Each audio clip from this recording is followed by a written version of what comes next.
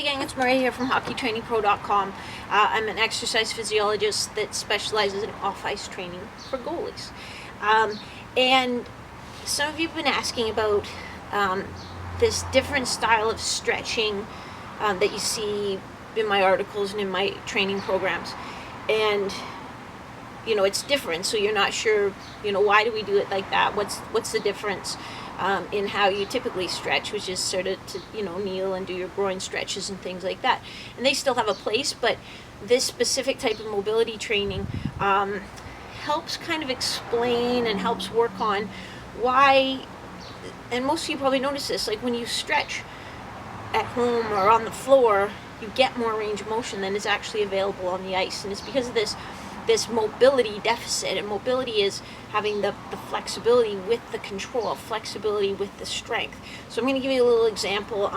Matt Shaw, who is the strength coach at the University of Denver for the hockey team, he showed this at the NSCA conference, and it was like a huge aha moment, because it's like, yes, that is a very simple way to explain it. So let me just show you exactly what the mobility deficit is and why static stretching, well, fly just flew into my hand, why static stretching, you can get so much range of motion, but it's actually not usable range of motion for you on the ice, which is kind of frustrating. Plus it puts you at risk for injury. Let me show you exactly what I mean. Okay, can y'all see my foot? I don't know if you can see my lovely little tomato plants in the background either, but here's the mobility deficit. So if I get down here and I come into dorsiflexion, and I dorsiflex as far as I can, so I'm trying to bring my shin bone, right over my foot like so.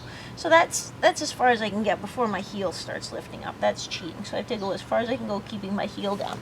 Now what I'm going to do is try to hold this angle. So I don't want to, as I come back, I don't want to open up here. I'm trying to hold this angle using the muscles in the front of my shin, really turning them on, and then rocking back. Now see how far I rock back before my foot actually lifts up. So watch again. Here's as far as I can go with dorsiflexion. I'm going to turn on these muscles in the front of my shin, which is what holds my foot up. I ideally, as soon as I rock back, my forefoot will lift up, but I go that far and then my forefoot comes up. So the distance from here, and I'm really trying, to there is my mobility deficit. Here I can get here, but I have no control here. If I had control, I'd be able to lift up and go like that. So this is sort of the difference, and this is where some of those special types of stretches that you see in my articles or in my programs help work on this area.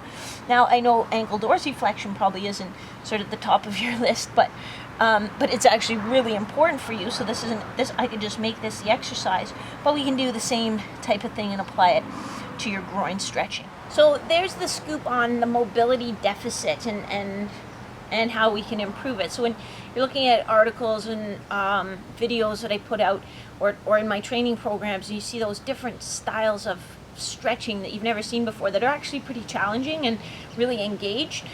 That's exactly what we're trying to work. So we can use this, like I said, for your groins, for your glutes, for your hip flexors, really any muscle group.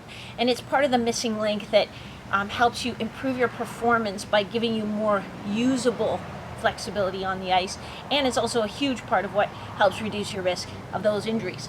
So if you want any of the latest articles or videos, stop by HockeyTrainingPro.com, and otherwise I'll catch you next time. Cheers.